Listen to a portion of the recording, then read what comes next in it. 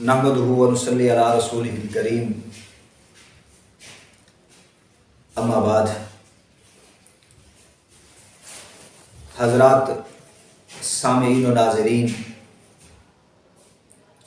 आज मैं एक बहुत अहम पैगाम इस वीडियो के ज़रिए से आप लोगों तक पहुंचाना चाहता हूं। और आज तक जितने भी मैंने तकरीबन ये क्लिप वगैरह रिकॉर्ड करवाए, उनमें से कभी ये नहीं कहा कि इसको शेयर करें, लेकिन मेरा ये पैगाम आप लोगों ने आगे पहुंचाना है। कई एक लोग हमारे पास आते हैं मसाइल पूछने के लिए, उनमें से एक तलाक के उन्वान को ले लेते हैं। अभी भी मेरे सामने एक तलाक का मसला आया हुआ है। अब लोग अदालत में जाते हैं बीवी को तलाक देने के लिए। इनमें से कुछ लोग तो पढ़े लिखे होते हैं, लेकिन अक्सर तबका ऐसा होता है कि जो बेचारे इन मसाइल से नावाकिफ होते हैं। बस घर में झगड़ा हुआ, नाचाकी हुई, अदालत में चले गए, वकील को कहा कि जी मैं तलाक देना चाहता हूं।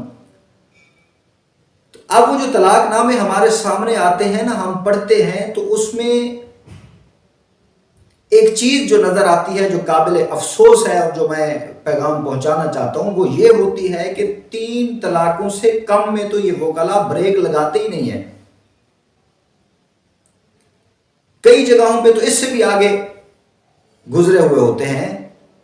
तो मैं कहना ये चाहता हूं कि इस तरह के लोग अगर वकला के पास आए, अर्जी नफीस के पास आए तलाक देने के लिए और तलाकनामा लिखवाने के लिए, तो ये तबका तो पढ़ा लिखा है ना, अक्लमंद है, समझते हैं कि इसका नतीजा क्या होगा। तो इनको चाहिए कि वो उसे समझाएं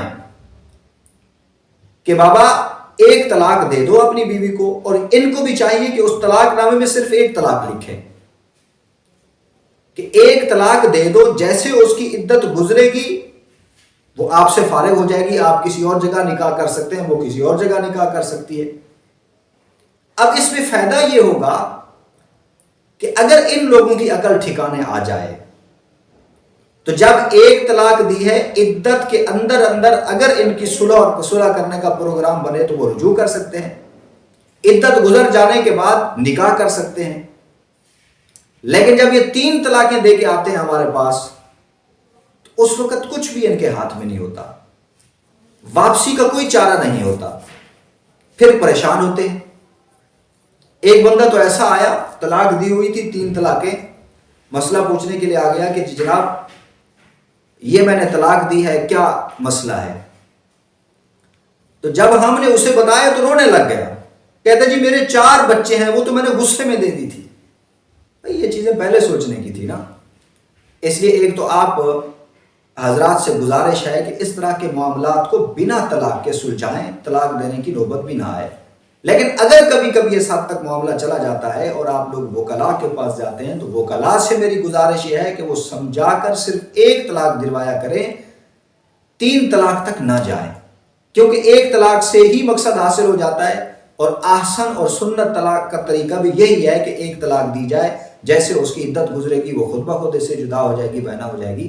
तो यही मैं एक पैगाम पहुंचाना चाहता था, क्योंकि काफी लोग हमारे पास ये मसाइल पूछने के लिए आते हैं और बेचारे बड़े परेशान होते हैं।